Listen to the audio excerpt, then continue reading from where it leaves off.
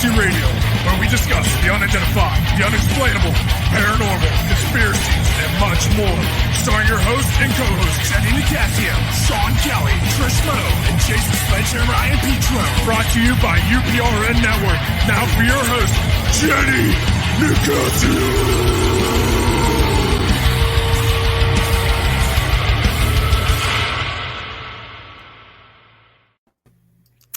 Good evening and welcome to Chasing Prophecy on UPRN Network, FM 105.3, New Orleans, where we discuss anything and everything beyond the scope of normal. Remember to like us and subscribe to us on YouTube and like us on Facebook. Well, it's February 22, 2022. The biggest numerology event of the century. Well, history anyways. Mm-hmm. And the return of 1976, if you do 2 times 2, something with the power, you come up with 17 is 76.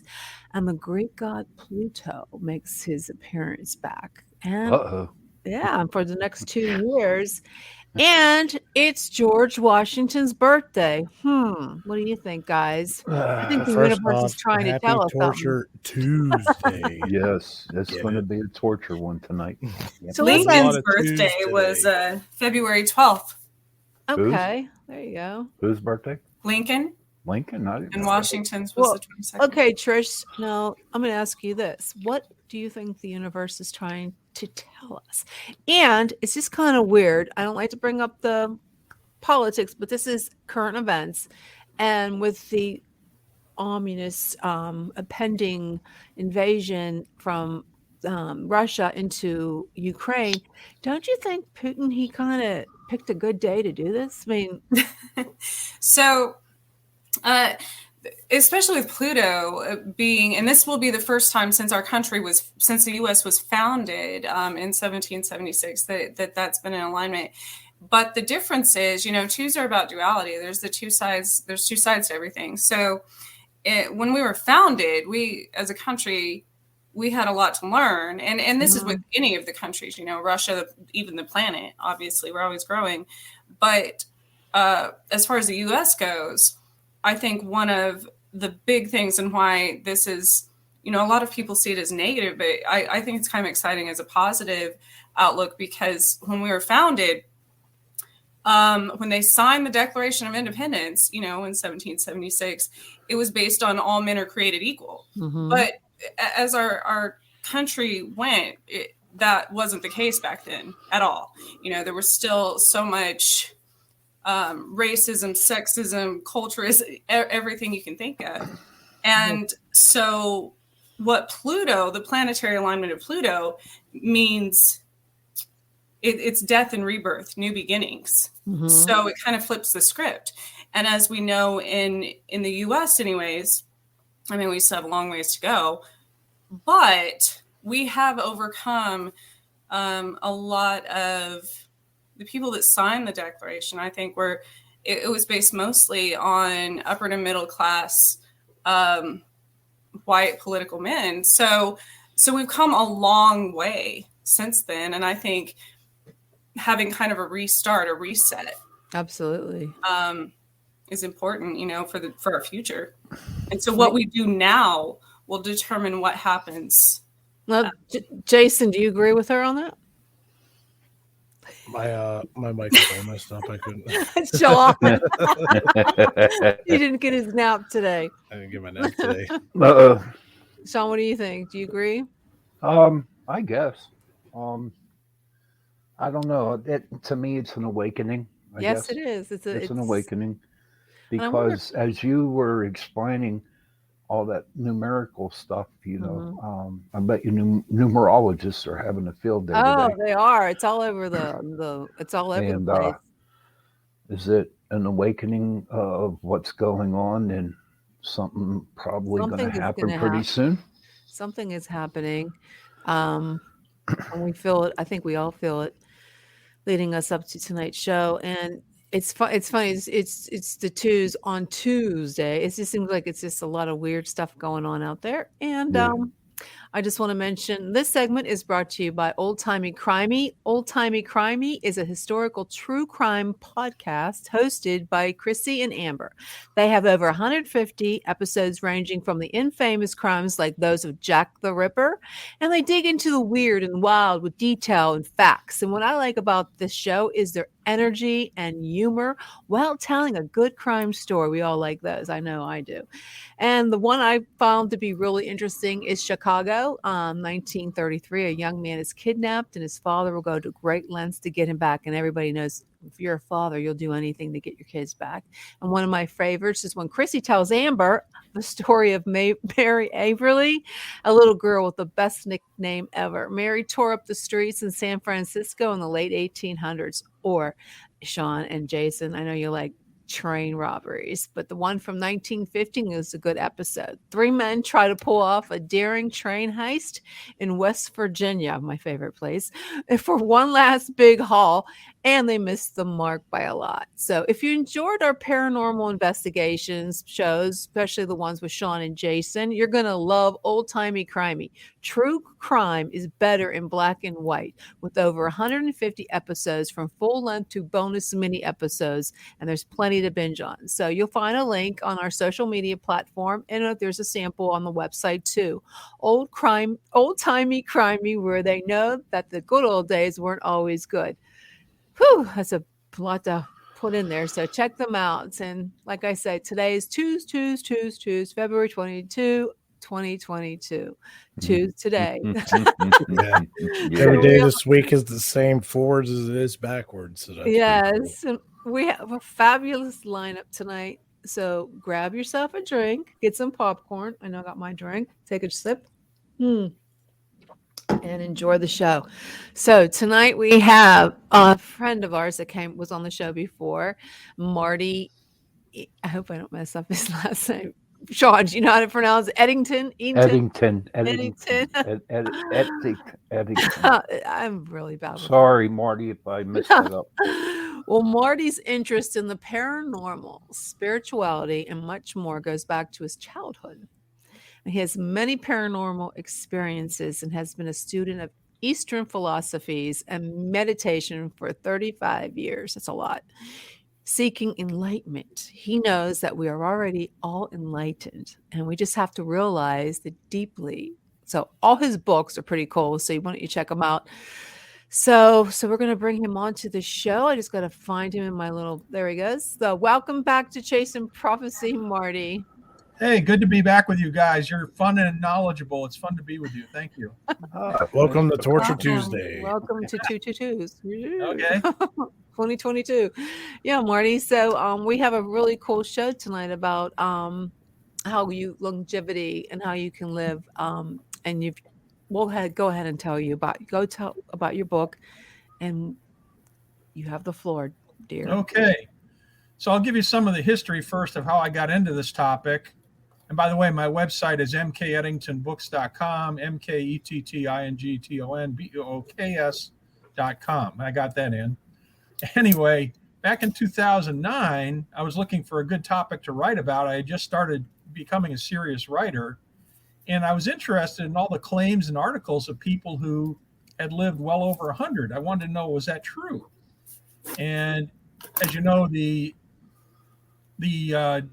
limit given by the Guinness Book of World Records for somebody to have lived to was Jean Calumet. They said she lived to 122. Some still argue with that. But in my research, I found hundreds of records of people all over the world. And these people were in their 120s, 130s, 140s, all the way up to plus 200. So I'll mention one of them. One of my favorites is Shirley Mislimoff, who lived in a province near the Black Sea. And he was actually profiled in the 70s by National Geographic. So there's more than one source for him, but supposedly he lived to 167. And I mean, he would be out in his orchard and climbing the tree and everything every day. So the guy had amazing longevity. And then if we go further, and again, I'm skipping, there's a lot of really interesting characters.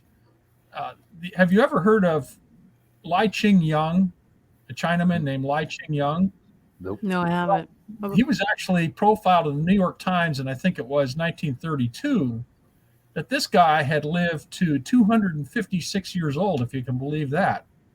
And he had been an herbalist for the first 100 years, and supposedly certain herbs like ginseng and other things like that help people live longer.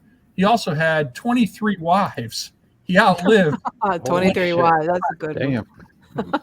Interesting. Probably why he lived to be so. So I wrote my first kids? book. So I wrote my first book on the topic. I don't know how many kids. I wrote my first book on the topic called Physical Immortality, History and How-To Guide, and I tried to find everything I could about longevity and why people can live longer. And I actually spent years learning more and thinking more about it and writing more books.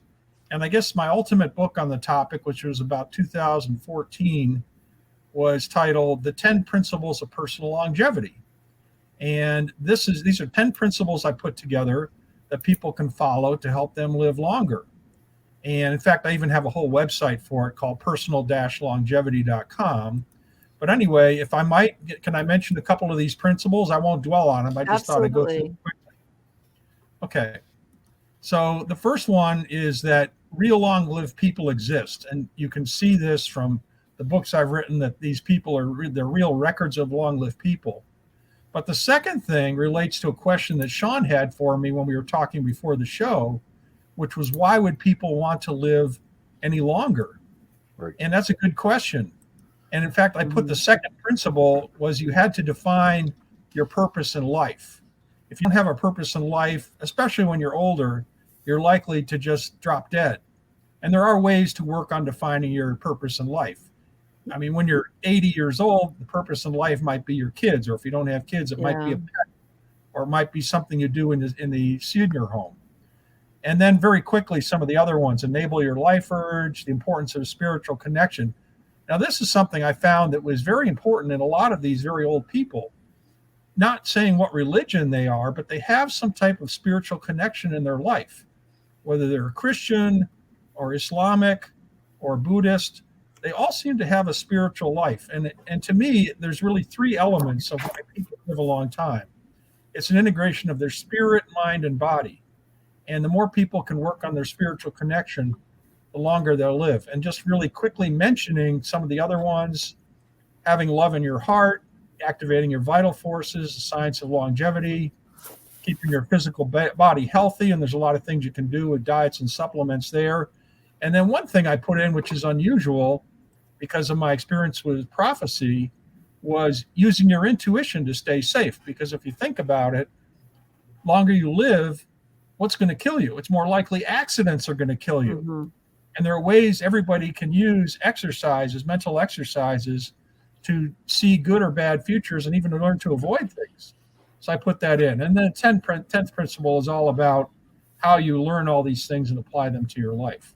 So that's pretty much a broad 30,000-foot view of how I got into this. Mm-hmm. Any questions so far? John, you have any questions? Jason? Nope. Trish? Martin, sorry. Go ahead. I was just going to say, if anybody has a question or comment for Marty or any of us, give us a call at 898-574-7381. Sorry, went too fast. So it's on the banner, the phone number, if you have a question or comment. Go ahead, Trish. Martin, do you think it's more difficult in this day and age for people to stay connected to spirituality with, I mean, there's internet and satellites literally everywhere in the world now. So that's a really good question. And I think, as you know, that people in this country and other European countries are not that active in religion these days. I mean, the percentage of people active has gone way down in the last 50 years. But on the other hand, people are involved in certain churches, modern age churches, or they get into practices like meditation. And meditation brings a lot of these benefits and your spiritual growth to your own body. So I think there's still a lot of active interest in building our spiritual connection, which is so important for everything. But it's not probably through traditional vehicles anymore. I still can't get over the fact that who would want to live that long? Personally, me, I don't want to live that long. You get to enjoy more retirement. Well, yeah, and that's then, true. but you also got to remember too, the life insurance will be no longer good. You know what I Yeah, mean? it's So there's a lot of things that I look into it because I was really, not meditating, but really was in really deep thinking that I don't think I could do it. So I'm more interested in hearing what you have to say today, Bart. I think Joe says he's Yeah. feeling hot. Well, if you Out here in California, go ahead. I was just saying, if you live to be that long, like Sean says, it's kind of depressing because all your friends are gone. And how do you know for sure these people actually live to be 250 or 100? I mean, 160. I mean, is there any proof that they lived that long? Or is Well, it just when you say 100 years old, you mean, or, if that's what you're saying, like 116, I've seen that. But well, part of the problem is birth records, because up until World War II, even in this country, there were no solid records of people's births. And the reason that they occurred was a lot of people had to have security clearances for the World War II work. But it's really hard to tell if they're real records of people. But the thing is, when you find so many records of people and you find so many different lives that you're talking about, it's like the depth of the evidence, the consistency of the evidence that these people lived really long times. That's what I go by. In fact, that's one of my rules. I look for patterns in what I study. And if I find patterns of people on a particular topic or evidence on a particular topic, I tend to go with it. If that answers the question. Yeah, it answers the question, but do you have proof that you don't have any proof that these people are that old? Well, what type of proof would we look for? I mean, if a lot of them didn't even have birth records, that were legal birth records, what do we use? It's a matter of how do you prove something like that, or how do you disprove something like that? How many wrinkles do they have? Marty, this is a good. It's been documented throughout history. I mean, since the beginning of time, just in writing. I mean, there's no proof really, but as far as even back during Egyptian times, there's legends of people living 500, even that long, so. If you look at the Bible, there's a long list of people who lived many hundreds of years in the Bible, like Methuselah, who lived into his 900s. Yeah, in the Bible, there's tons of them. Go ahead. Well, I was going to say, on that note, like in the Bible and stuff, do you think when they're referring to these people living that long, are they referring to them living that long in the same body, in the same shell? That's what it says. I mean, that's a good question, but I don't try and interpret it differently. That's just what it says. It's a straight out thing. And it talks about even some well-known prophets like Moses. He supposedly lived well over 100, 120 or 130. Yeah. So there's some very long-lived people in our world. In fact, I want to mention another one. There was a profile I did in 2013 from a book called Wonders of Mebegon Village. And this is about a guy who was supposedly a monk in Myanmar who was born in the year 908, and he's still alive. Now, that's almost impossible to believe, but they actually have a picture of the guy, and he's all wrapped up in a cloth wrap, but you can see his face. And the claim is that he's a monk who's still alive, and he comports with other monks, some of whom are 500 or 600 years old. There's a lot of stories, but again, you got to get to the believability issue.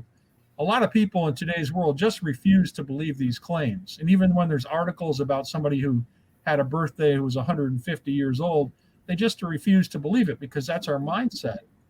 But that's all about being open-minded, like I'm sure most of you are, that there's a lot more in this world that is strange and unexpected than we would think.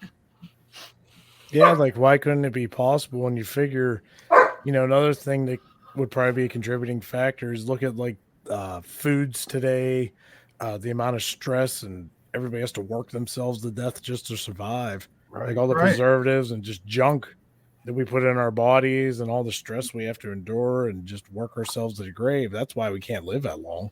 True. I think that's a choice, though.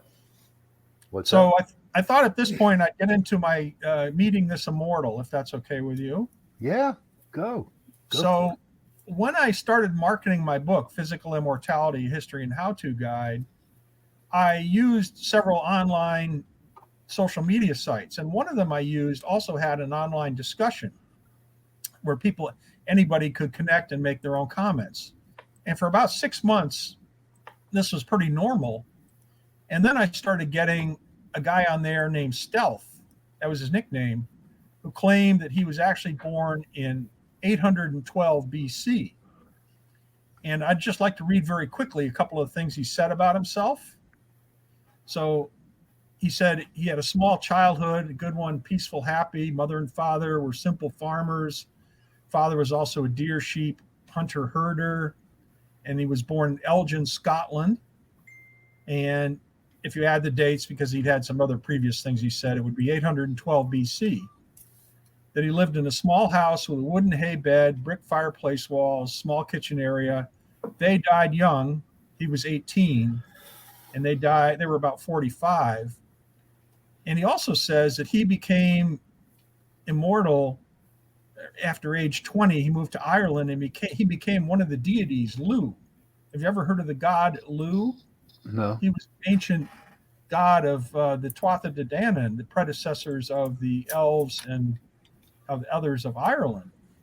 And then he says some other really interesting things which really caught me. And the other people came in for the discussion also. There were about 7 or 8 people that also claimed they were immortals. So he says, I met over 170 other immortals dating from 20,000 years old to 110 years old around the earth. Gods are another league. I've met 15 gods and goddesses who are mostly Norse Celtic gods. That there are at least 2,000 of us out of your 7 billion human beings do the exact same thing as me, jobs, names. Some still hide in mountains and forests. So this was his claim. And there was, of course, a lot more discussion because the discussion went on for over 6 months. And that's why I wrote the book. I wrote the book, which is the commentaries of living immortals, and put all this discussion in there when I had a few chapters of information I extracted, because I thought either it's one of the most incredible stories of all time, or it's just an interesting read. I don't really know. I mean, how would you prove that you're that old? There's really no way you could prove that unless there's some type of genetic analysis, and nobody really knows what that is to determine somebody's that old. Well, is it possible with this guy writing you? No, I'm not, I don't know the guy, so I really can't judge what he is, but is it possible that he could have been meditating or have somebody come in telling you this stuff? It's possible, but I did talk to him on the phone. I saw his picture. He also has a Facebook page, and he lives in Scotland, which you might consider interesting given some of the Immortal movies that were based in Scotland. Okay. But everything he says to me kind of checks out. One of the most interesting things he said to me near the end of our discussions was this, and this kind of gave me a ring of truth. Either there's no other way I can prove it. He said that I was the first mortal to learn all this information over 600 years. And that comment has always stuck with me. I don't know why, but I just felt there was some credibility there. I mean, I can't say for sure, of course not. And even if you were to meet the person physically and they had all sorts of ancient relics, what does that prove? It doesn't really prove anything. But I thought it was a pretty fascinating story. And also the things he said about the number of immortals being on Earth. I don't know, Trish, with all your witchcraft background, does that make any sense to you? It does. Because these people, I think when people look for proof, I guess, in any such in paranormal or historically or anything like that, the only reason they don't accept it is because they have an expectation of what they're meant to find. Right. So when you talk about somebody who says that they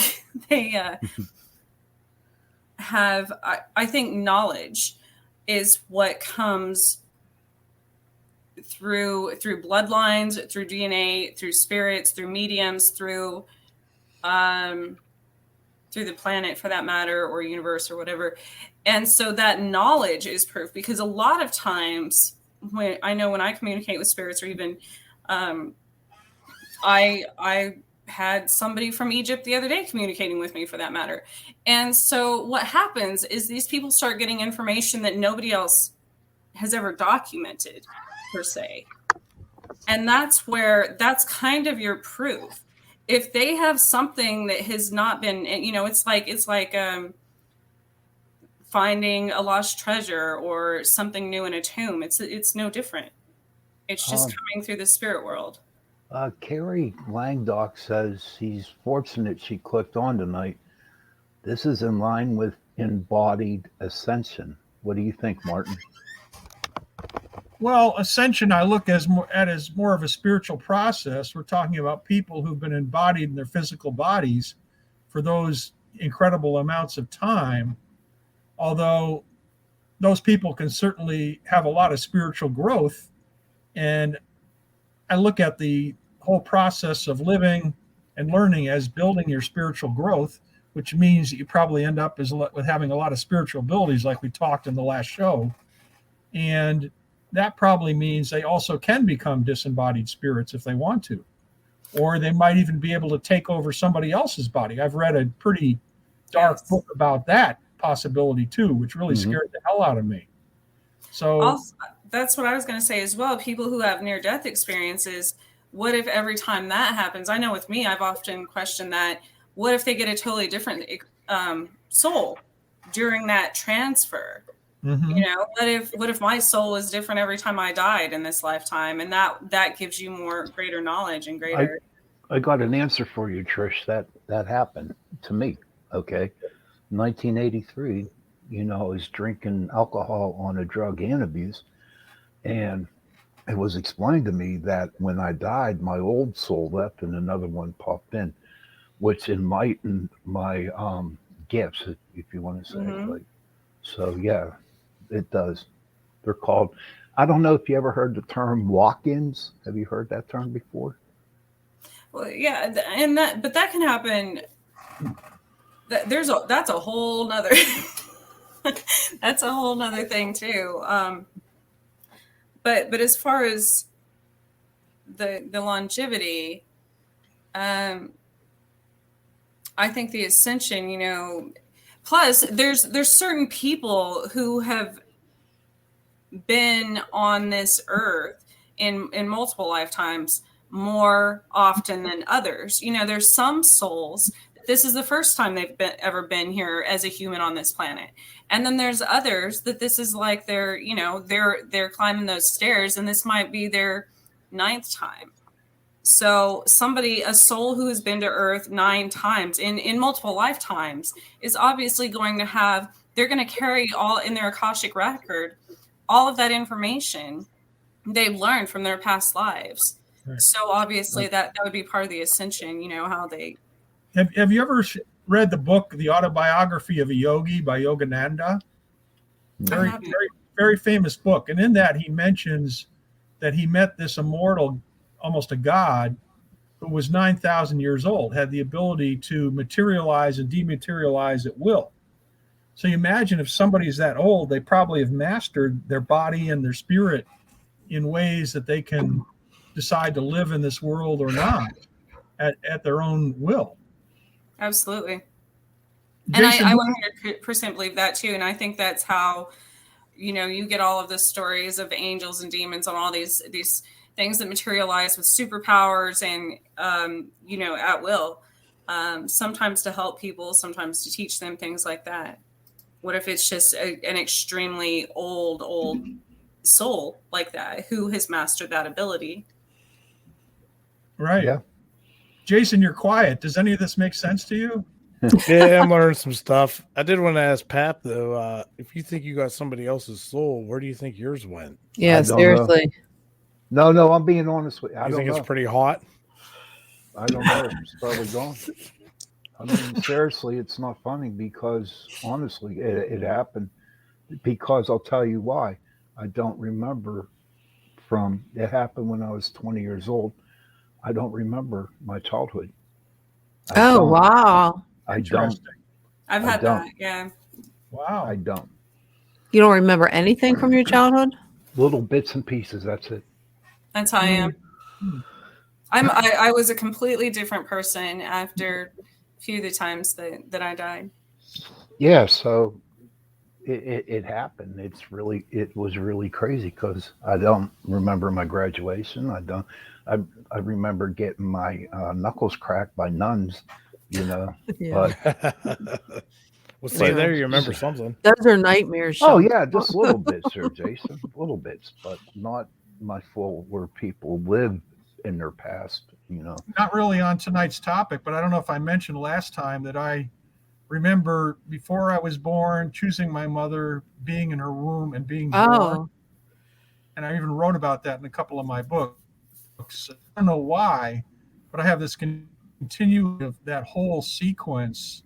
Even remember being a small boy, and it was like at 2 years old, I woke up and realized I'd been kind of in a trance while I'd been born.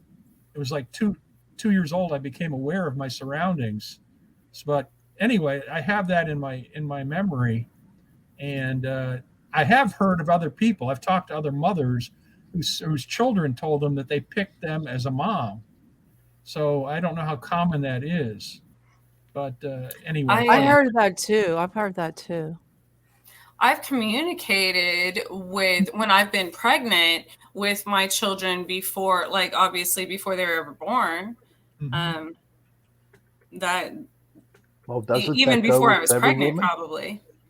Think about that. They choose you. They chose Mhm. you to be the mom. Yeah. So I would be communicating with this spirit, not and then it would all start making sense after I found out I was pregnant and while I was pregnant. But that's profound if you think about it, because that communication, that connection started long before I ever had them or before.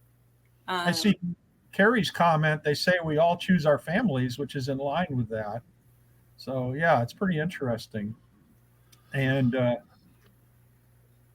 so there's longevity, there's immortals, there's living before birth. It's all connected to our spirits.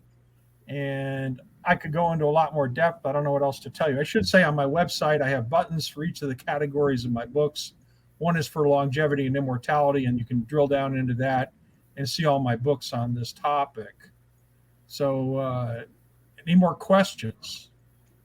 Are any of the immortals vampires that everybody associates immortals with? Mm. Good question. That's a great question. I don't know if vampires are real or not. I don't know if any of you have had any experience with that or not. It's certainly a popular movie genre. Hmm. But I've really never seen somebody who was actually like that. Now, do these people believe they're immortal, or do they have any sense of if they are, or are Which they people? The The long-lived people? immortals. the Yeah. immortals? I mean, do they have do they know they're immortal? Do they have any recollection, or do they have any? Well, they do. They do know that they're immortal because they've lived a long time. At least that's what they claim. Part of what I got in my book, and one of the chapters I extracted it, was that there are exercises for becoming immortal. And Trish, I'd like to know if you think this makes any sense. One of the things they said is if you go into a place like a deep forest and meditate and then try to connect to the spirit of the forest, that's a way to draw that immortal sense into your body. Does that make any sense? Yeah, absolutely, because anything that has trees obviously have some of the deepest roots of anything else in the forest. Especially, that's why it's so devastating when you go to like the redbud trees and things like that have been around for you go to the oldest thing and that has the most connection to the source. So whether I can see, and that goes to vampires too, there's obviously energy vampires and all kinds of things who would get more, I guess, vitality from that because trees are connected to the source and have greater roots. So anything with deeper roots even bloodlines, if you think about it. That goes back to like royal families, anything, Egyptian blood, things like that, has deeper roots, closer to the source. So that makes a lot of sense. Now, here's a comment from a woman, XV Planus, who says she's come across Immortalists a few times. And now I know about Immortalists. There are groups of people in this country and other countries who believe in immortality for themselves. They're not yet immortal, but they get together on a regular basis. There's a group I used to go attend down in Orange County that felt that, and they had all sorts of longevity and immortal speakers. And so there are people that are very much into this. Now, could there be see, to me, it sounds like these people were cursed, to be honest with you. And I'm not, this is my own opinion. And that I wonder if they wished so hard to stay alive that they are staying alive. That's a good question. I don't know the answer. I do know that because I believe in the 10 principles that I talked about earlier, that your belief in being alive is something that will keep you alive. I put that under the principle of enabling your life urge, because, like, for instance, out here in Los Angeles, there's a cemetery that advertises on the radio and says, well, you're getting up there in your 50s and 60s, you ought to come in and buy a plot. So they're getting people to expect that they're going to drop dead, and therefore they're setting people's subconscious expectations. I don't like to hear this. So one of the things you need to do is change your subconscious, if you really want to, if you have a life purpose, to not have the expectation you're going to die. So again, it's a psychological, spiritual barrier that a lot of people have to pierce. So would it be better to be an immortal, or would it better to be a spirit, because they're pretty much immortal as well? Yes. Good question, Jason. Yeah, I don't know the answer to that, except I do believe we come to this earth to learn things. And there's things we can learn being physically embodied here, which we can't learn in other places. So I think both are important. You want to have a life or multiple lives here and then go back to the spirit. In fact, one of the things I felt before I was born was what I felt I needed to go back to earth. I was in a place way above the earth, and I kind of broke a piece of my spirit off to go down towards the earth. But the main part of me stayed up in this spirit realm. So I think we collect a lot of this experience, and when we die, we bring it back to our main spirit and merge it, if that makes any sense. Again, this is very subjective and not analytical at all. So I'm getting into some pretty far out stuff. Yeah. And before we go on, we have to take a short break and talk about Unidragon. I'm going to take a moment to talk about my good friends at Unidragon.com. The 20th century, with all the gadgets and electronics, have made it hard to relax. Puzzles have become a convenient and actual way of having rest. It also has a means to train your brain as well. And my friends at Unidragon have created puzzles. But the cool thing about their puzzles, they're a work of art. They do so much for you that I didn't even know was possible. They reboot the brain. They help you relax. They help with burnout. They help with attention training, observation development, analytical ability, and even social interactions. These puzzles are relatively simple tool that solves a complex range of problems. In game form, they help with analytical and communicative skills in all spheres of our life that we need.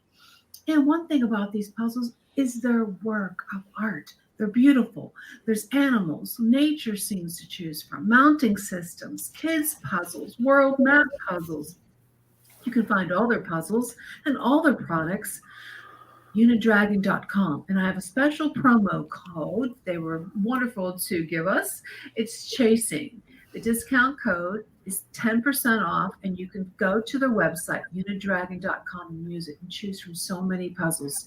They make the perfect gift for family and friends. Thanks, Unidragon. Don't forget, they're great. Go ahead. We're talking about longevity with Marty. And I just want to say, Marty, I have a question for you. When these immortals or these people have offspring, do they inherit that? That's a good question too, which I don't know. I know genetically, if we come from a long-lived family, our genetics say that we will probably live longer. But as an immortal, I don't know. I suspect not, because I think it has to do with a lot more than our physical bodies. I think it has to do with our spiritual connection also. But it's not something I really know, or truthfully, that I never asked one of them. Yeah, I just was So that would be wondering. terrible if, like, you're an immortal and say you reproduce and have children and everything, and they're not immortal. I So you're going to go know. through your whole life and then just watching Your your family children just die, die yeah. off. Yeah. Like, That Yeah. would be a big that reason. would be the worst thing. I don't know. Big You reason have to not release. to want to live longer. Well, you have to find out if they have, if any of these immortals have children. Maybe they don't have children. But I think once you release, see, that's part of the human experience and the ego realm, because once you release that and you realize that souls don't go anywhere. We're always here. We're always somewhere in this universe, multiverse, whatever it is. You kind of release that when people die physically. Yes, that's painful and hurts. But if you continue living, you're still going to run into them. I ran into a lady just walking one day in a park who told me she was actually almost 90. And she told me she's already met multiple family members again in this lifetime in other bodies. So, for instance, from the time she was a little girl, she had actually reincarnated as her father in this life. She was his mother in a past life, and she remembered that. So people, and we always are innately drawn to people from our past lives, whether it be karmic to right a wrong or learn a lesson or whatever it may be. And that's, I think it was Carrie that said we choose our families. Well, a lot of people in this life have been there in past lives. So once you start getting into past life regression and things like that, you start remembering these past lives. So I think by living that long, if you embrace the experience instead of thinking everything is permanent.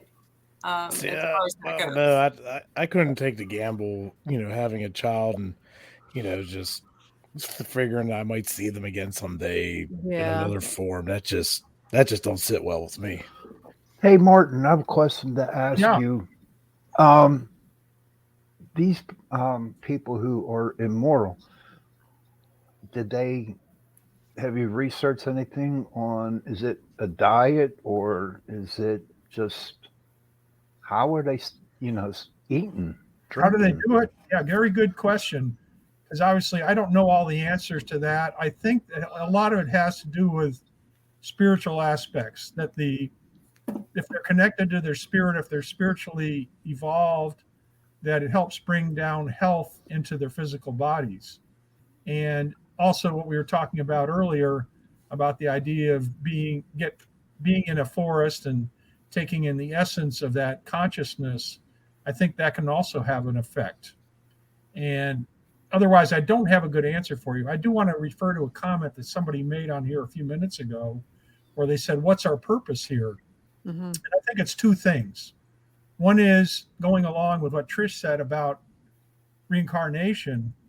We definitely come to this earth for one reason, to take in more knowledge, to learn more, to grow our minds and our bodies. And that's something that helps us in our total consciousness, our spiritual consciousness, when we die. The other reason I think that people come here is they want to contribute something to our world. I think there have been certain great masters throughout history who have come to our world to provide their spiritual perspective or invent things or provide a political essence to the world. So I think that the spirits want to contribute to our earth also to help the world in general evolve. So that's why I think there's two reasons. And as far as how people do it, I actually just read a good example today. This lady who was in her late 70s, early 80s, and She had, arthritis, dementia, all these things, could barely walk, was overweight. And her daughter was a personal trainer and encouraged her to change her life by just exercising and doing things, because we get in this mindset that just because we're aging, we have to be frail and not do anything anymore. And the lady completely changed her life by so it is a lot going back to the roots. That's why people eat root vegetables. That's why there's a lot of connections to spirit in that, as far as the herbalism, exercise, because it keeps your blood flow. It keeps the biggest thing about longevity, which is very, very hard to, I guess, balance, is chakra balance. And once you, and that includes everything. So that makes sense, because opening your chakras and you learning to use those energies in your body is part of that spiritual growth experience. And I've had a lot of experience opening my crown chakra and my heart chakra, and I can see that the other ones being open would benefit me a lot also. So yeah, I mean, I agree with everything you're saying, Trish. And then what you feed your brain, our brain's our biggest muscle. If you feed it negativity, if you feed it fear that you're going to die or get sick or your kids are going to die, whatever, that's going to manifest. It's our inner and outer worlds. I have one question. I have one. We had a caller. I just lost them. So if you want to call back, you can also hit the link. You can hit the link in the chat, and you can come on and just do audio if you prefer, or video. So if you want to give us a call back, caller, go ahead. Call on in. Come on in. Yeah. Join us for Torture Tuesday. Jerry says raising cellular frequency, and that's good. Yes, anything that raises your vibration makes you essentially immune to all kinds of things, negativity, illnesses, everything. Right. How do we know that this isn't like these immortals or people who live to be years, like 100, 200, whatever, aren't like extraterrestrial? Good question. Are they immortals too? Really interesting comment. Yeah. I don't know the answer to that. I think a lot of disembodied spirits may be extraterrestrial, and I think extraterrestrials have visited our Earth. That's a whole nother discussion. Yeah. Maybe the basis of the human race was based on human looking extraterrestrials, or maybe we're based on them. So it's possible. I don't know the answer to that. A lot of these subjects seem to merge together and all have impacts on each other. When you really look at all of the out of the box types experiences or knowledge that people have collected. I want to ask a question to the panel here. Do you think the government or doctors came up with a pill that would just let you live forever? Do we think they did, or they're going to? Going to, or maybe did. Well, they probably have if the government was to make a pill for that, it's so we could pay them more money over time. No, he's right. I agree with that. Then you can keep us alive. If there's money involved, if there's money involved, definitely. Because once you get to certain spirituality levels, money and power and all of those materialistic, three-dimensional things, you don't have the desire for that. So why would somebody, you know what I mean? So I think personally, I don't think the government has developed that. I have run across some companies that sell things that help keep the telomeres on the end, which are the end caps of your chromosomes, more complete. That's supposedly one of the things that will help your longevity. But I haven't seen any medicine or pill that claims it will give you extreme longevity or immortality. We're working with stem cells. That could be something into that. Stem cells are changing. Right. Good one there, Jed. Think about it, right? You're on your way out the door, man, going 6 feet under. And that's one reason I have the science of longevity and what science can do to contribute to your life as a part of my 10 principles. I think that's definitely a factor. We can learn things from science, which will help us age and stay healthy. And of course, the more we stay healthy, the longer we're going to want to live. I don't think anybody who's totally decrepit may want to live many years longer. But if we're healthy, we can experience new careers, new relationships, new lives. Why not? I think genetics will wipe people out continuously. Oh yeah, Like if you got cancers or something, it's like running in your line. No matter what you do, something's gonna happen. I think that's just because we have that mindset. I 100% think that you can change, and that's huge when you come to pagan or witches' beliefs, obviously, because it's kind of a cursed mindset. Once you change that, it only takes one generation to change that mindset forever. Because I believe that cancer even is caused by our stress, all of the modern world toxins and stuff. And once you're free of that, because I've personally known, even my own family, multiple people who have healed themselves from cancer and such. And so that would change the future DNA, the future energy resonance in your genetic makeup. Yeah, but what about the cancer cells that are already in your blood? They're just benign, and it's at some point they become active. That's where it's at. Like you already have it because of stress. You already have it. Like it doesn't matter what you do; it's in your blood. It's in all of our blood right now. It's just a matter if it becomes active and creates tumors. Yeah, we have. We do have cancer cells. It just takes something to bring it out. Could be anything. Trauma. Yeah. Although I do think our spirit has an overriding effect on our health. Again, the integration of spirit, mind, and body is critical to our health and longevity. And we are probably exposed to these things and cancer all the time. But if we're healthy and we stay de-stressed, if our spirits are healthy, that helps. I mean, there's no absolute answer here, but I think it's all part of the mix of remaining a healthy, vibrant person in a long life. Mm-hmm. But I like what you said there, Martin. But the way the world's going right now, how in the hell can you be happy?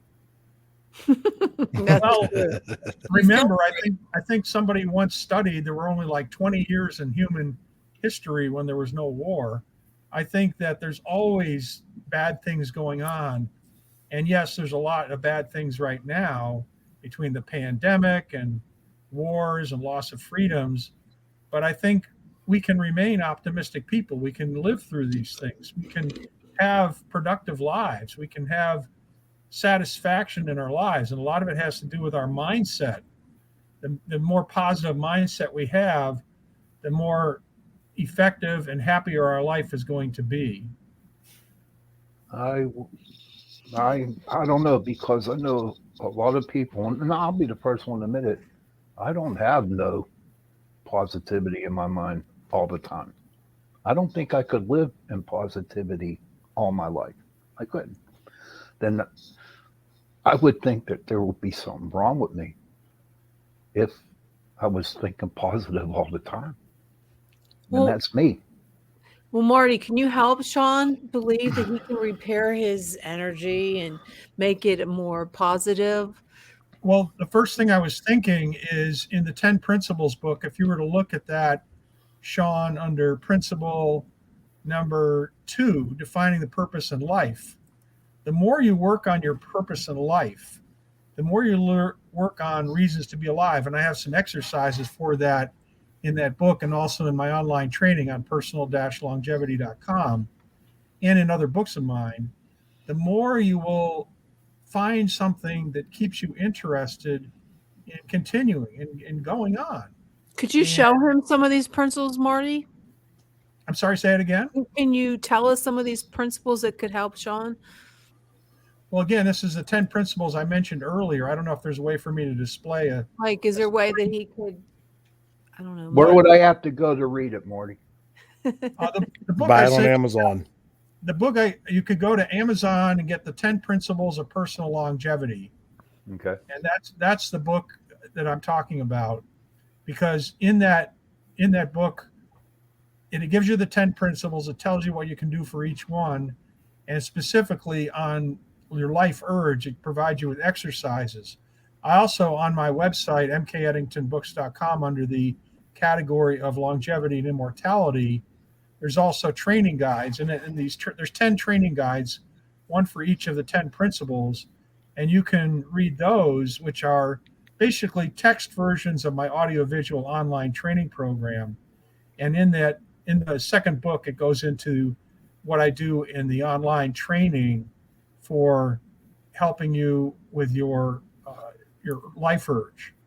Mm-hmm. So again, a lot of these things are psychological issues. And once we break through those psychological issues, it helps us tremendously in our life. I agree with that. And also nowadays, I've found, as through herbal nutrition studies and as a trainer myself, so many people, it's not surprising, but have certain things like vitamin deficiency, something as simple as that, a vitamin deficiency, vitamin D, B12, things like that significantly affect their mindset, depression, anxiety, all kinds of things that cause upsets. And so they think they're crazy or depressed, but one little change like that, helps. And then of course, absolutely mindset, as Sean was saying, I don't watch the news. I don't pay attention to negativity. I focus on myself and, my kids and stuff, my self-growth. So I don't, all the other things, yes, it's all of our reality. But, say today in this moment, that's not my immediate reality. That's not something you have to focus on the good too. Yeah, definitely. If I could mention in my own life, I've been through divorce. I've been through open heart surgery. Mm. I've been through being a multimillionaire and going broke. And I was able to recover from all those things because I have an attitude that says we have a purpose in life. I have a purpose in my life, and that there's more here to learn. And there's many more experiences that I'll be able to have with people the longer I live. I enjoy my life. I enjoy the people that I meet. Mm-hmm. I do exercise regularly, and I do enjoy my life. So I think if you have the right attitude, it helps you live longer and helps you enjoy it too. Absolutely. Yes. What if you find your purpose early? Does that mean you would probably die sooner, per se? I think you would. Then they probably could say the person's got the wrong purpose. Maybe their purpose should be something that's more long term. But what would be long term purpose? You've done everything that you could possibly do. Being a teacher, being a philosopher to teach younger people meaning for their lives, and also having different careers. Becoming a doctor, a medical doctor, or becoming a pilot, mm-hmm. or all sorts of things. There are many things that I haven't done in my life that I'd like to do. And if I can stay healthy and live longer, there's a lot of those things to do. More relationships. I have had fairly unsuccessful relationships. I could have more successful ones. Although as I have more spiritual growth, I don't want one just for the sake of having one. I want one where that we can add 1 and 1 equals 3 type of thing. Mm-hmm. So your purpose in life might be just when you fell, just keep getting you up. Just keep trying to strive for better. That could be your life purpose, just to see how far you can go, pulling your bootstraps up. It's easier said than done, though. And sometimes, what if your purpose is just to be, just to experience? But it's so hard as humans for us to do that because we're always either living in the past or the future. So presence is... Or if this is where you're supposed to be at this precise moment in time. I think we're always where we're supposed to be at any given time. Yeah. You can see from this whole discussion on longevity how there's a lot more factors than just about our physical body. There's a lot of psychological factors. There's a lot of spiritual factors. There's a lot of issues that affect the whole spirit, mind, and body, and how that's integrated together that will help you live longer or not. And so Do you see the comment that Nina said that it can't be for all though, because Gandhi died at 78 and he had all the peace and spiritual growth anybody could have. That's Yeah, true. maybe he had finished the purpose he was here for. Yeah. But it doesn't say that other people can't have a lot longer purposes. Some people may have short reasons for living, and other people may have a lot longer reasons for living. I still have a hard time, Marty, thinking that there's immortals that live to be, 300, 400 years old. It is a hard concept. It took me years to get used to it. But when I was confronted by lots and lots of evidence and continued evidence, I mean, there's articles you see every year about somebody in Indonesia who's celebrating their 50th birthday or something. And then you ask, well, science says that's not possible. But I think it's important to open our minds, open to new concepts, and not shut out things just because it's not acceptable. And that's another thing I would say is a big problem with our society. We suppress a lot of truth because it's not political. It's not something you want to be comfortable with. But we need to be open-minded to many different types of truth. And I don't want to get political except to say in the pandemic, there were a lot of treatments that people, which many doctors said would keep them alive. And a lot of those treatments pressed by the Food and Drug Administration and a lot of them were suppressed, right? It could have kept them alive, and they didn't because people. In fact, being an engineer, the reason I wanted to be an engineer was I was interested in the truth of our reality. I was interested in what were the fundamental building blocks of our civilization, and the same thing goes for our concepts. All the things we're taught, all the concepts we believe, are things that have been impressed on us by authorities, by either teachers in school or ministers, priests in religious institutions. But I believe that we have to search for the truth ourselves. And I say that whether it's spiritual truth or paranormal truth or truth about political realities, we can't just accept what people tell us, because life is a lot more interesting and a lot more complicated than that. And I think that's another way to stay interested in life, by questioning the things we've been taught. I question everything. I consider myself kind of an out-of-the-box person. That's why I've written so many books on so many different out-of-the-box topics, because the more I learn, the more I research, the more I realize that there's a lot more which is strange in our world and wonderful in our world than we are taught to believe. I don't mean to preach, but you kind of got me. I agree. I know, at 40, I realized a few years ago, I know absolutely nothing, because the more you, like I said, with your brain, it being a tool for ascension and spiritual growth and things like that, the more you feed it, the more you learn, the world and the universe and science even is constantly evolving. And so you start learning something new every day. And I think that's the ultimate as far as being open-minded and out of the box, because I get excited and then I'm like, and then I'll think I know something today that I just learned, and then it'll change tomorrow because I learned something new. I see where you're coming from there, Trish. I could see where you're coming from.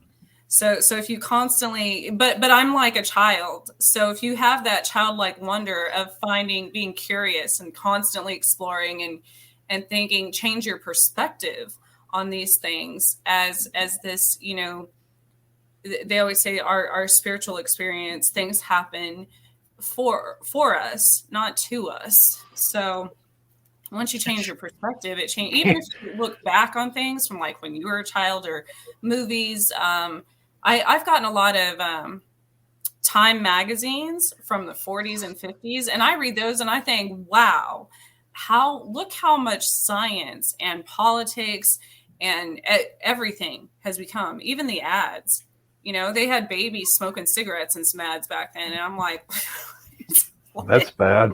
Yeah. But you know what? Here's the way I look at life. Here's the way I look at it. God knows when he's going to take you. So just keep on living. Sean, I think you were given spiritual gifts for a reason. You were given those gifts to use. Yes, you were given those gifts to use in your life because there's purpose in your life, even if you may not totally realize it. And those are gifts that you have to take advantage of, which will make your life more meaningful, if that makes any sense. It makes a ton of sense, but that's for another show. Stick around and listen to my show. And then, yeah. Are you talking about your gifts tonight, Sean? No. No. Well, let's take a moment and thank our sponsor for sponsoring the second hour, Carnation. Thank you for sponsoring this hour. I need to step out for a second, unless you're going to cut me off. I'll be right back. Okay. Martin's like, I'm out. Yeah. So, yeah, I don't know. I still think it has So- to do with elementals or extraterrestrials. I don't know. I don't know. I mean, I could ask questions all night on this subject, or I could give my thoughts and views on this subject all night. But like I said before, it all comes down to when God says you're ready to go, you're going. And that's the way I look at it. So why not? I agree with you, Sean, on that one. Yeah. So why not enjoy life until he says, okay, it's time for me to punch you out, and you're gone. Some of the stuff is just So what if you just dropped over right now, Pap? What should we do? What would you guys? Oh, I'm should ready. we call 911 and try and guess your address, or just kind of be like, well, he served his purpose? You serve That is very Serve my negative, purpose. Jason. Serve my purpose, buddy. I'm not even gonna. Don't even speak those things into the. put those things into the universe, right? Yes. You see, Seth, Sammy, and I have no idea what they're talking those are about. Is that those are spam? hackers. Those are hackers, honey. They I don't, don't I don't see know. any of the chat tonight. They so- might be from a different. No. Trust me, they are. They're They hackers. must like you though, because they're. No. Hey, you're blonde. Trish is blonde. I I'm think not they like you blonde. better. I was I'm not blonde. blonde. What? Well, it looks like it's blonde. I'm gray. I have baby. red hair. Yeah, right here. I'm all natural. I'm my natural gray, salt and pepper. Yeah, it's time to. More salt and pepper, Jay? I have an announcement since we're waiting for. I'm going to be a grandma twice. I told you. Well, I just found out I'm going to get to play Barbie dolls too. Are they all girls? One Okay. boy and a girl. Boy and a girl. So I'm excited. Barbie dolls. Yeah, Oh my Barbies are God. my Do favorite. they still sell those? Yes. Oh They no! do? But while we're waiting for Martin, oh here he is. He's here. Okay, we're back. Okay, I see you. Welcome back, Marty. Martin, welcome back. back, Welcome to Martin. Torture Tuesday. Thank you for letting me take the quick break. Yeah. You feel well, better? Not a problem. Yes, You look I answered better. the call of nature. Yes. Well, definitely. I have a question, Martin. And this is actually my kind of off topic for everyone tonight because I want to know, and it's interesting with the 222. But what, paranormally speaking, what has been the scariest thing you've ever experienced as far as human definition for fear, I guess? Well, I think I told you last time I was on about my experience with the spirit attacking me, right? She wasn't on. Yes. She wasn't on that show, but Oh, okay. Well, that was the time we cleared the house and contained the spirits in the plastic bottle of water, and they attacked us in the car. Oh, yes. I was Yes. there. oh, you were okay. That's number one. That's number one.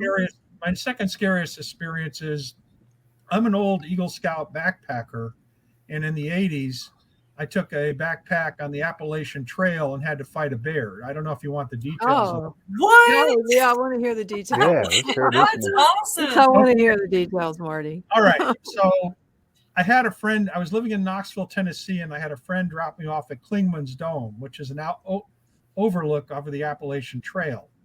And my idea was to hike about 60 miles over several days. So that's what I started to do. And the first night I got to a lean-to, and I should mention the lean-tos on that part of the Appalachian Trail are three-sided, 3 walls. One side has a fireplace in it. They have bunks. And then there's a steel mesh across the front. And there's a steel door made of a mesh with a steel surrounding it. And you have 2 chains, one part to chain the top and one part to chain the bottom, even though it's a single door. So the first night was pretty normal. I met some other campers. They said there were bears on the trail. This is in about September, October, like 1983. And so that was fine. Nice evening. The next day I'm hiking down And I get to the lean-to where I'm going to stay for the evening. But in front of the lean-to is a mother bear and her cub. And I saw another guy coming from the other direction, so I waved him to stop. And we waited for about 20 minutes until she wanders off into the woods. So we get into the lean-to. I chained the door just on the top half. That was the big mistake. Well, that was one mistake. The other big mistake, which I can't believe I did because I'm an experienced camper, is I got out my cook stove and started cooking bacon. Oh, no. Dude. Big mistake. So the mother bear comes running back, trying to get into the lean-to. She's clawing the screen. She's trying to dig out rocks that are too big. Finally, she decides to start pushing through the door, and she's pushing it wider and wider. And I thought, oh my God. And I'm about 3 or 4 feet from her. And the other guy runs in the back and jumps up on a bunk. And I realized if she got in there, she was probably going to maul me to death. But there were some steel signposts in the lean-to. So as she looked like she was about to break in, her head was all the way through, it was under her shoulders. Either the door was going to break or something. So I was really figured, this is it. This is my moment. And I didn't want to die easily. So I took the post and I went, and jammed her as hard as possible into the forehead and between her eyes. And she growls and pulls out and wanders around with her head shaking. So I know I really got her. It would have killed a person. And then she tried to get banged in a couple of times. But then the other guy and I start poking her with posts. So this is not the end of the story. She left us alone. We had our cold dinner and we went to sleep. You literally poked a bear. That's right. So the next day I got to another lean-to, and I'd heard from other hikers there's more bears further down the trail. I thought, oh, wonderful. And this one was pretty good. I'd locked myself in both sides of the door, and I decided to start cooking in the fireplace. And of course, a snake has been resting in the chimney and comes right down almost into my lap. And I jump out of the way and I cook my meal. And then these boars are rooting up on the dirt there. They're rooting in the dirt, and boars have tusks. They can be dangerous. But I was locked in. I was safe. I also cut myself a big walking stick that night because I knew there'd be problems further down the trail. So the next night on the trail, I hike over this mountain. It's like I've already gone 20 plus miles over this mountain to get down to a place called Spence Field, where I'd been before on day hikes. And in Spence Field, there's another lean-to, and it's surrounded by all sorts of trash. And you can tell that this is trash that the bears have picked through, and there's definitely bears around. But I was out of water. So I locked my pack in the lean-to, and I took my canteen, and I went down to a stream that was about a half mile down, and I knew it was there to get some water. And I come back, and oh my God, what do I see? Another mother bear and her cub outside the lean-to trying to get in to get my pack. And I thought, oh my God, what do I do? I'm outside now. Now I heard these are black bears, understand, not brown bears. If it had been brown bear, I probably wouldn't have done this. But I'd heard that if you throw things at black bears, you might scare them away. So I started picking up a bunch of rocks and I started tossing them towards it. And I got them close and I hit her on the side and she looks at me and I thought, oh my God, now is not the time to freeze. So I charged her, throwing more rocks, and I charged this bear. And by God, she runs into the woods and her cub goes up a tree. And so I got inside the lean-to and my hands are shaking and I locked it and I thought, oh my God, I'm not staying here another night. I am not going to stay here. I can't take this anymore. So I put on my backpack, and of course I'm full of adrenaline. And I remember I'd already had a long hike that day, but I unlocked it and I looked around. There was nothing there. I ran literally 5 miles down the exit trail. It was a 10-mile trail, but I ran 5 miles down there and then decided I was safe. And even when I got down to the bottom, there were bears probing in the campsite down there, but I stayed away from them. So anyway, that was the last time I experienced a lot of bears. I've seen bears on other trips, but that was up close and personal. How What they say about bears Very is personal. they say if it's black, fight back. If it's brown, lay down. And if it's white, forget about it. Oh, yeah. Forget about it. Bears. So, but that was Oh, still only the second scariest experience. The scariest experience was the spirit attacking me. That's Because it was scary. like racing my mind. So it's interesting though, if you think of animals and you were young, I assume, since that was Eagle Scouts, right? Yeah, well, I wasn't. Yeah, that was 1983. So Oh, Sean, that's the same was year born you in died. 55. I was born. Yeah, in it is. Well, That so is. bears, We just had an epiphany. symbolize Yeah.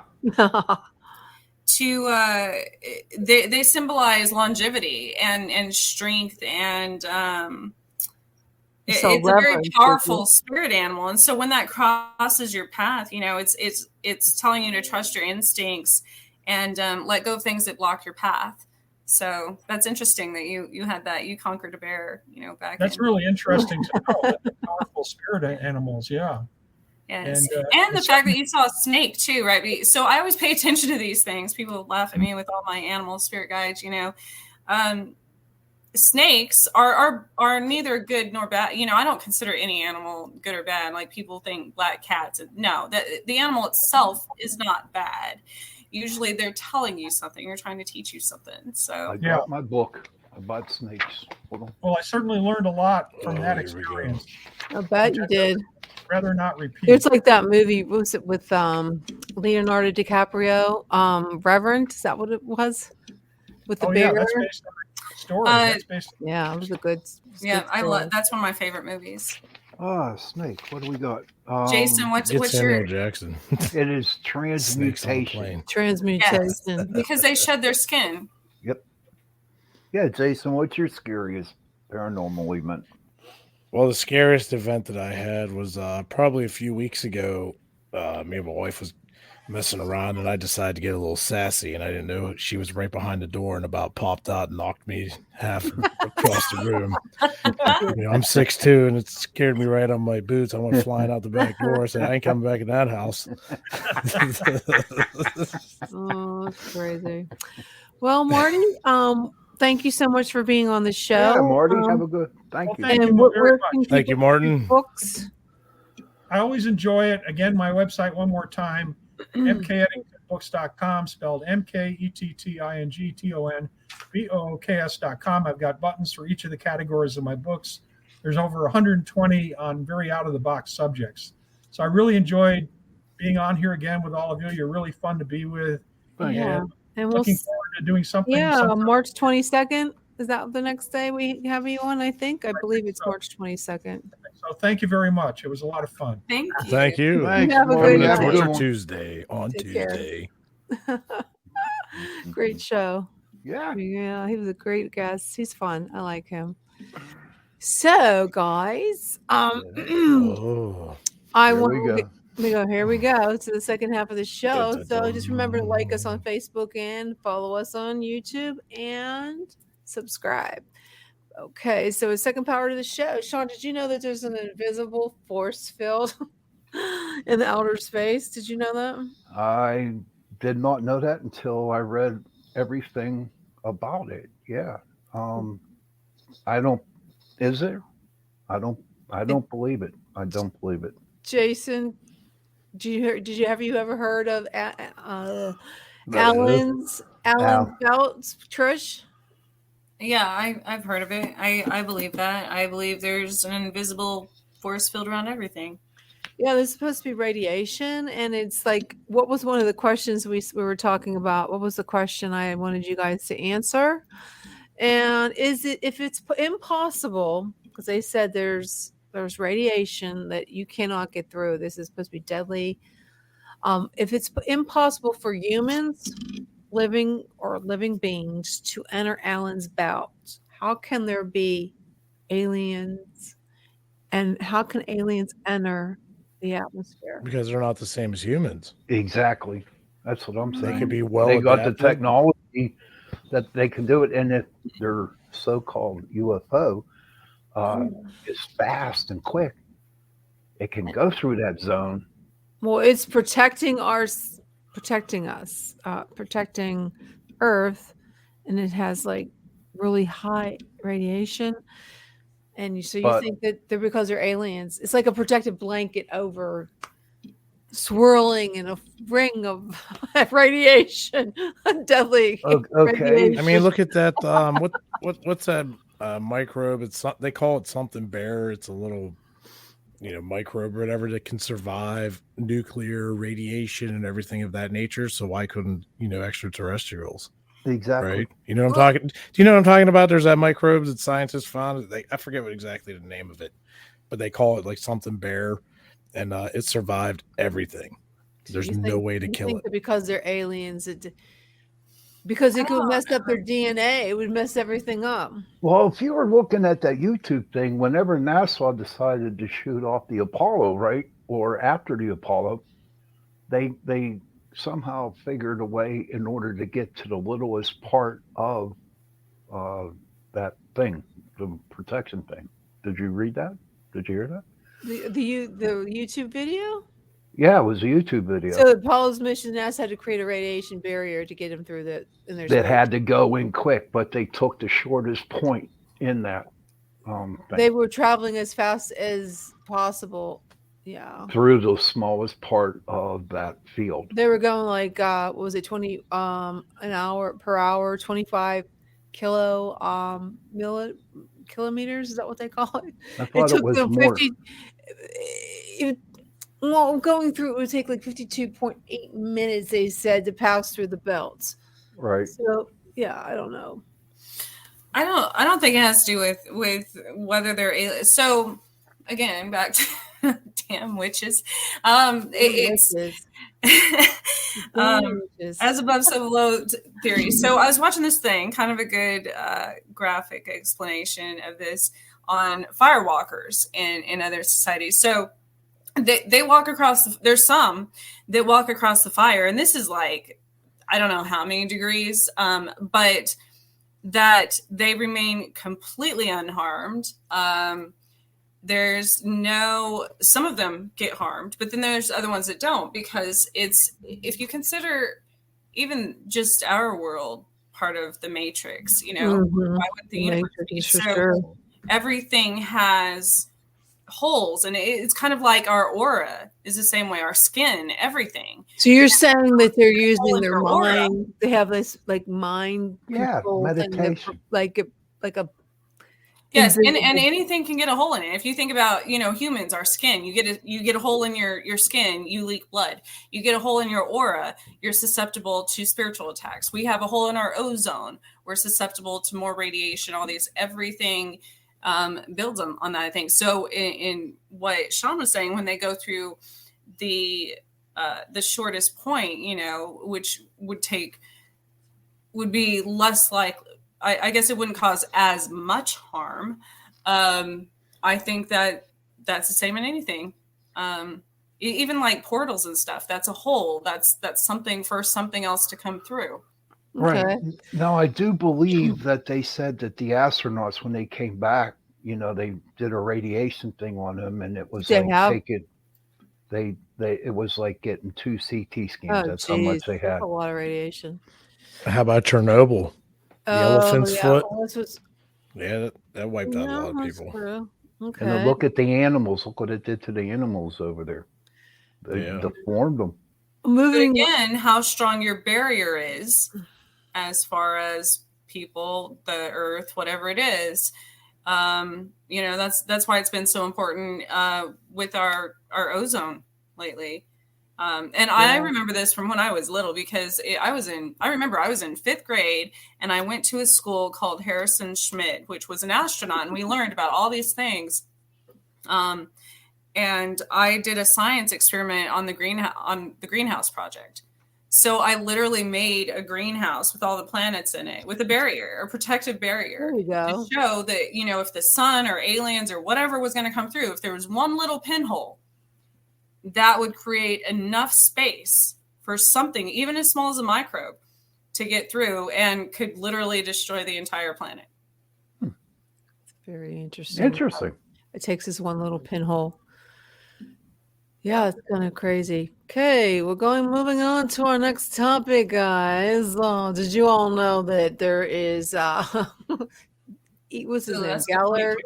Uri Geller says that there's a massive extraterrestrial invasion coming. That's what I'm looking forward to. Come on. Let's take a look at this. Let's take a Please. Look. Because we have so many holes in our protective barrier now. Yeah, let's take a look and see what he says. Can you see that? Yeah. I can't even see it. I'm going to have to make it bigger. Do you see where he says it is? There it is. You see that little bugger? Yeah, but wow, they're in our ocean, Jenny. Yeah, but this guy says that he believes that there's a giant energy source. That's what we were talking about, which astronomers discovered a distance of 4,000 light years, probably a message from superior beings. So he believes that they're coming, but they're coming. There's like 4,000 light years away. But being a UFO, they can probably be there in 30 minutes. I don't know. But did you hear did you read the rebuttal on that? What did he There was say? people who rebutted it, saying it wasn't what he was saying. It was. I really wish I can remember, but I know that some of the NASA people were saying that it was just some kind of wave or something like that. It was not alien. It was some type of other thing going on. So I can't see. My God, 4,000 aliens, please. Shit. Come on. 4,000 light years away. Like 4,000 light years away. I think we'll all be well dead. We'll be way dead. Here. Well, you never know.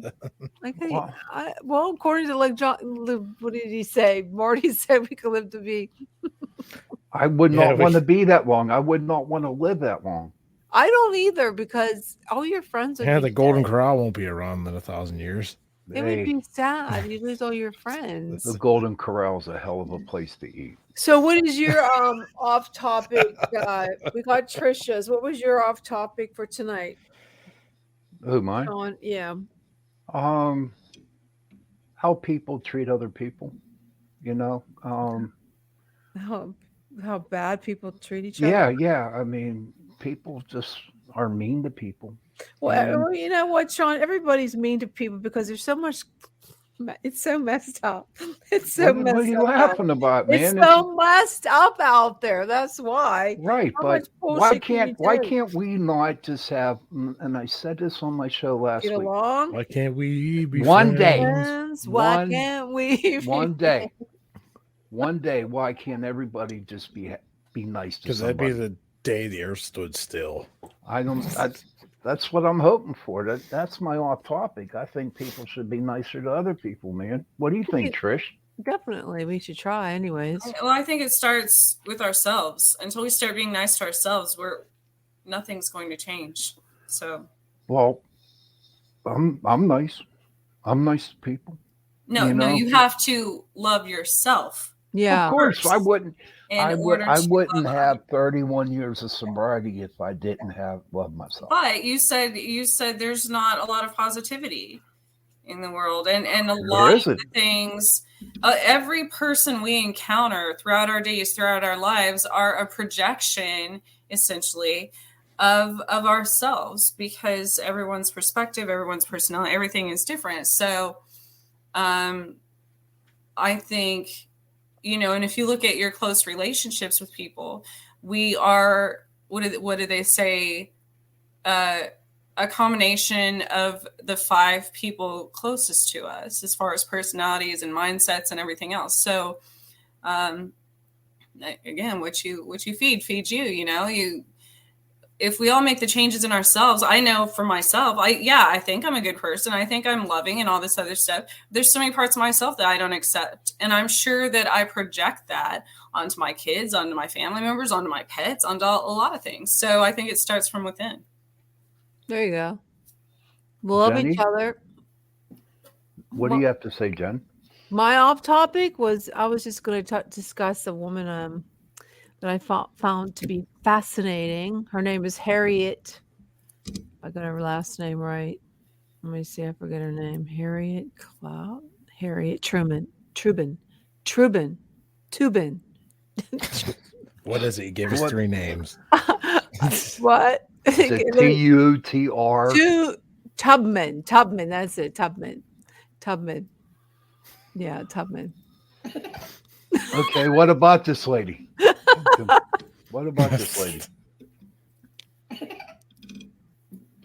What the hell is that? There? Jenny, what are you doing? I'm sorry. What the hell Is you someone doing? texting you and that's your tone? No. Well, anyway, she wasn't. She Was that a gremlin? What? maybe she. Oh my! Oh Lord, This is a double torture Tuesday. What is Good that God. sound? That's how to raise the vibration, Sean. Is everybody is that whatever that sound is. Okay, she was the keeper of the underground during the slave time. Okay. What I found to be very Noah? Harriet, what? Harriet Tubman. Harriet Tubman. Yes. But the thing that I found fascinating off topics was that she was so tough that she had brain surgery without anesthesia. I believe it. I believe it, yeah. I Yeah, could see she was that. so tough. She chose instead to chew on a bullet All right. like a Civil War soldier. And I just thought that was. Did you I know thought she that was cool. saved 70 slaves? Are you looking it up? Are you doing a fact check on me, buddy? No, I went to high school. Are you doing a fact check? I went to high school. Oh, gee.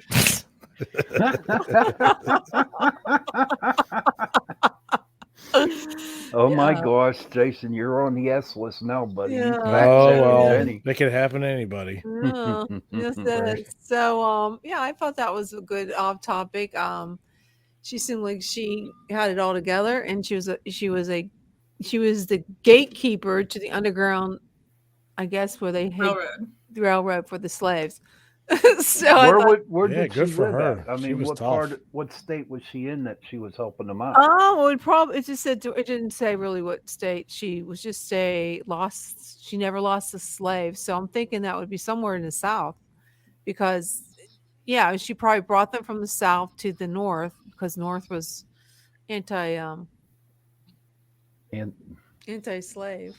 yeah, but Prospect Place where we went that one time, Jason. Yeah, That out was in Ohio that was from the 1850s. yes, Trimway, Ohio is where the Underground Railroad came through. And it's an interesting story if you want to read about it. Yeah, It is. I bet it is. Mhm. Yeah, it's cool because they had that light tower where they'd go up there and shine so many lanterns. Yeah. You know, if it was safe, Yep. for the slaves on the Underground Railroad to stay there for a Yeah. little bit. Yeah, that would be. It's called it was a call oh come on. It was called a Oh my cupola. God. She was born in Maryland. But do you know how she got that injury when she was 12 years old? She was rented out as a slave at 7, and it says at 12 she spotted an overseer about to throw a heavy weight at a fugitive, and she stepped between the enslaved person and the overseer, and the weight struck her head, and it fractured her skull. Yeah, she was a tough cookie, though. And I was 12 years old. So that's, Yeah. but that actually, by doing that, it said that she had, issues with it the rest of her life, but it made her unattractive to potential slave buyers and renters. That's a good thing, I guess. This is the whole thing of perspective, changing your perspective. Yeah. That might have essentially saved her life, and that led her to a greater purpose as well. So It's a good one. I thought it was. Jason, what's your off topic? Oh, what was that noise? That's my off topic. You guys like horror movies, right? Yeah. Yeah. Oh, you're going to talk about the Texas. What are you? Yeah, I wanted to see if any of you have seen the new Texas Chainsaw No, but Massacre we and what should- you thought about it. We should No. listen to a trailer on it and see. Let me see if I can get one. And you go ahead and talk about it. Well, I'm a big fan of the Texas Chainsaw Massacre movies. Always have been. From the old school ones to the early 2000s, and I watched a new one the other day, and it was okay. It was pretty good. It had a nice gore factor with some modern, kind of stuff in it, such as how people would be with cell phones in the eyes of like a serial killer right there, trying to put them on Facebook or whatever. But I gotta say though, I think the early 2000s versions are still probably some of the best ones. In my own opinion.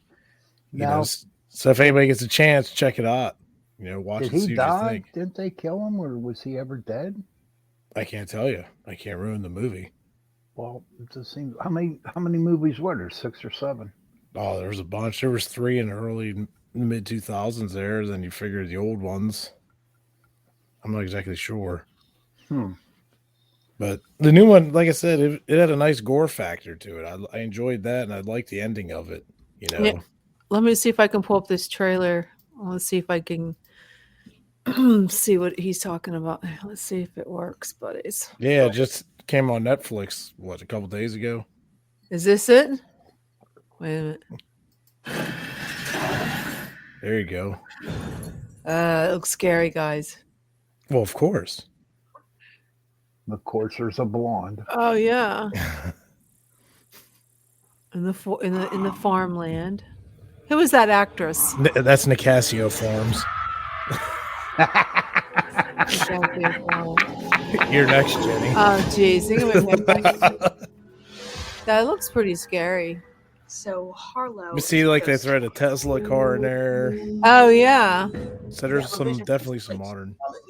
Was the first one in an old town like that? This is a chance for people to start fresh somewhere. Was it in a ghost town like? Somewhere safe.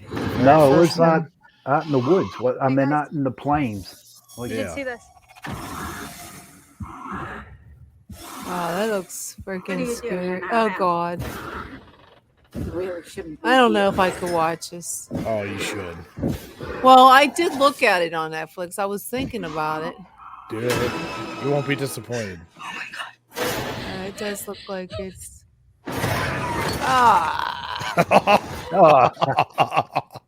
Hey, Jason, on the gore factor on a scale of 1 to 10, what was it?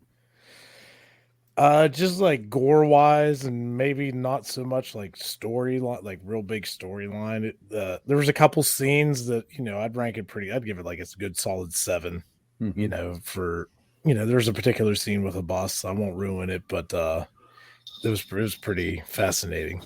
I enjoyed it.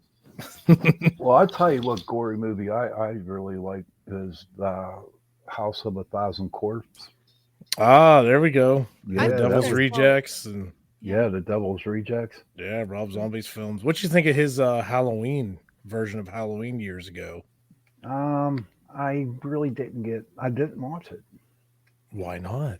I was probably doing something else. Was it good? Geez. Yeah, it was good. I thought it was good. I'm gonna have to check it out then. Yeah, I like but his movies. That boy can. He has a mind. I'm telling you. Oh, absolutely. He's way out there. Do you ever watch any Rob Zombie movies there, Jen? Uh-oh. We know what that means. Oh no, is that the flea market magic 8-ball? There it is. Have I ever? No. I like Walking Dead. No, I'm watching that, but nothing. I'm not really into zombies that much. I'm more into vampires, aliens, ghost stories. No, he meant Rob Zombie. I don't know who Rob Zombie is. What? Oh Lord. my God. You are sacrilegious there, honey. He was the lead man of White Zombie, then Rob Zombie. Yeah, it's just like I didn't watch that Christmas thing either, so I'm just stupid or whatever. I saw him and Marilyn Manson right before the shutdown. Marilyn Manson freaks me out. I saw him on The Sons of Anarchy. And he was also, there were some scenes on Walking Dead with him too, wasn't there? He's actually highly, highly intelligent. If you watch some of his older interviews with people. Okay, Trish, what is your Mr. Predictor question? Oh gosh, I don't. Just pick one because it's really getting now. Come on. I don't have one. Is Jenny going to have nightmares if she watches the new Texas Chainsaw Massacre? Sean, what is your... I got a question. Okay. Am I going to see leprechauns and fairies in my next gold prospecting trip? Oh, Jesus. And of course, it don't work.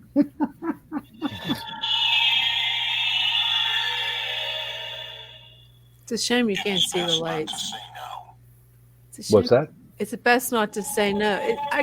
See, you guys can't see. I don't know why the colors aren't coming up.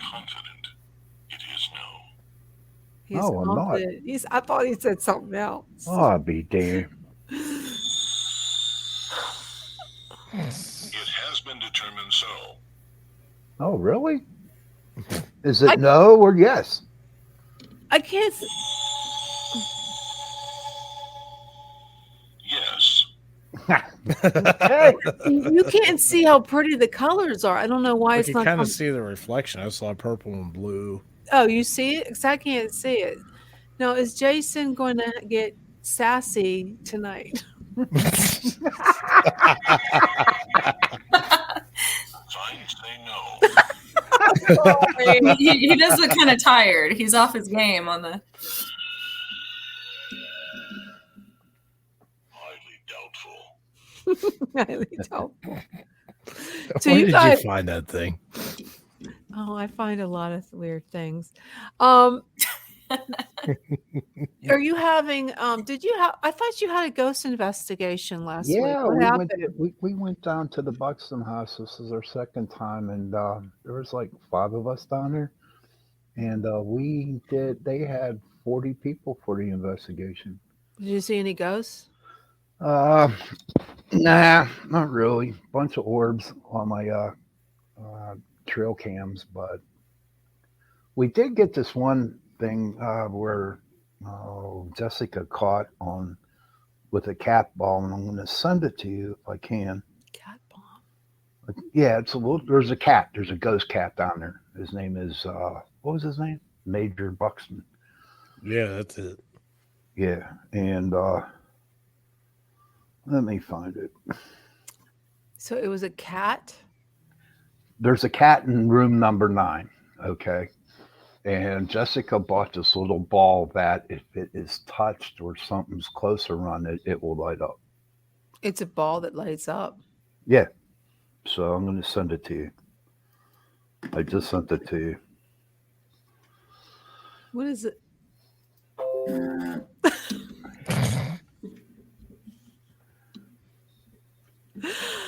The light doesn't go off until 20 seconds in. It's a 33 I'll have seconds. to find it. I just sent it in Messenger. Okay, I'm gonna see if I can make this bigger. You got this, Jenny. I know it's not very easy. Let me tell you. But it was pretty good. The 40 people that were there, they had a good time. They were impressed. But coming around 2 a.m, everyone was tired. So, but Wait a minute. See the ball going off? I gotta get. Yeah, there we go. Oh, really? That's pretty neat. Yeah. And it was going off by itself. Yes. What did you ask it? Did you ask it a question? I wasn't there when it. Did you start meowing? I don't know. Ask her. I don't know, but she sent that to us. You think the little cat was playing with it? Yeah. See, there it goes. I believe it. What about you, Trish? You believe that? Yeah, I see a lot of probably cat spirits more than most. I read this. I was gonna say I read this funny thing about redheads and cats the other day. They posted, while the rest of the species is descended from apes, redheads are descended from cats. If you're betwixt and between, trust the one with red hair. There you go. What the hell's that? It's the cat meowing while it touches the ball there, Sean. Where is that? Is that your cat there, Trish? No, it's not mine. Well, I think that's pretty cool. That's about the best evidence we got. Right that there. Is. Mm-hmm. I like it. There's nothing else in that room this time? Just the cat. So, what about, was you guys in room 8 too? I was in room 8, me and Augie and Jessica and what's his name? Her boyfriend, Andy. We're in 9.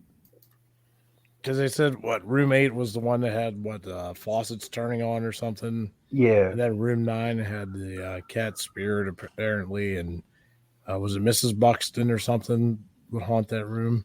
Yeah, Mrs. Buxton on 9. Now, Augie had his camera rolling at night, all night long, so he hasn't gotten back with his So because Yeah, I still gotta I look at mine too. was taking a nap, and Augie was in the bathroom, and he heard walking on our floor because we had wood floors. And he thought, oh, it's Sean. And then when he came out and saw me zonked out, he said, I better get my camera going. So we'll see what happened. Yeah, I still gotta go over my surveillance cameras and see if there's anything from room 9. So I had 2 of them running. 2. From Now the I time we set got up there till the next day. You know, I set up my trail cam down in the tavern, right? And Augie put it in a place, and he told the people, do not sit here. Do not sit here. And what do? They sit there. So I caught a bunch of people looking at the camera and laughing. And I'm like, oh, man. But I did catch some orbs moving while they were there. So it was pretty cool. Who was laughing? They were just laughing. People. They're How were they just laughing? at the camera when it would go off. Oh, they were laughing. So he told them, do not sit there. I got a camera there. Do not sit there. Well, of course, when you tell somebody not to do something, the first thing they're going to do is do that something. The hell's that noise? Jenny's just having a good time over there. I was just having a good time with, sounds. Like the women were laughing at you. Is that what that is? What app is that from?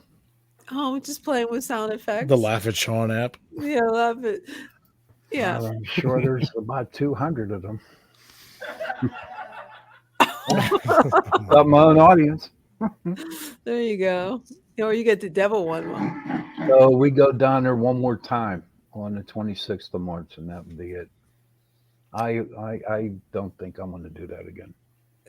What? Go on the 26th? No. Do it next year. Why? Why not? You don't. It's not fun. I'd rather have our team do the whole place ourselves. There you go. But it's a business, so they had to lock everything up. 2:00 in the morning, and that was it. All we could do was investigate the rooms. There you go. Because you're like. Do you think if it was like open and they would let us do like the whole complex, it would be exactly a different ball game? Oh heck yeah! In a heartbeat. In a heartbeat. Maybe next time you'll be able to get a ghost. Oh God! You know how weird that would be if that's what spirits sounded like. Well, there's a lot of them. Like if you caught spirits on your camera and that's all you heard. Can you imagine her in bed sleeping, and all of a sudden she hears that magic 8-ball go off? Man, that would be cool. Yeah, or the ghost howling. Jenny be blowing up chat. Yes, speaking of sound effects, I was on the phone with someone who had called me, and we started talking about fairies. And her she said her friend had a very close relation to the fairy realm, and who had passed away years ago. And she was talking about telling me about this specific location. And right when she was telling me that, this notification comes across my phone. She could hear it too. That sounded like that 8-ball, like a magical. I was like, and I don't have any notifications like that. I don't even know where it came from. But obviously, I mean, it was meant to be. It was right when she was talking about her friend related to the fairy realm that passed away. So I thought that was cool. So what's on the agenda for next week, Miss Cindy? We have, let's see, March 1st is Mike Tori. I'll tell you in exactly 1 second what if I can figure out where the heck my, let me see, Mike. I have so many guests lined up. Good. I can't pronounce his. Well, what's his specialty? I'll let you know in 1 second. He is. I got him from the website, and I'm going on his website now. He sent me an email. He's a doctor of cosmic consciousness. Oh my God. Yes, and he talks about the fifth kind UFOs and contactees, and he's a clinical hypnotherapist. He's a motivational speaker, so it should be an interesting show because he's going to talk about alien contactees, and he has a whole documentary called that. So you guys can look it up and watch it before the show. It's called Alien Contactee: A Conversation with Dr. Louis Torrey. And I'll send you guys the link too, so you can. I want to thank all our guests who listened and who participated in the chat tonight. Oh, absolutely! Yes, thanks for tuning in. Yes, for Torture Tuesday. I can't see the chat, but 2022. Why can't you see the chat? I changed everything on my computer so it would stop, completely crashing every time I logged on to StreamYard every week. So I was on time. Yes, you were. You were on time. Yes. I can't see the chat, but I'm on time. That was great. You're on time. I like when you're on time, Trish.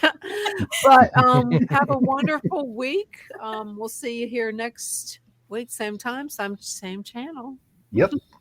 Good night, everybody. Yeah. Thanks for tuning in to Torture Tuesday. Yeah. Let me. I gotta find our. Because I don't see. Thank you, Carrie. Yeah, thanks. Yes, Carrie had a lot of good input. Yeah, a lot of good input. We'll see you later, guys.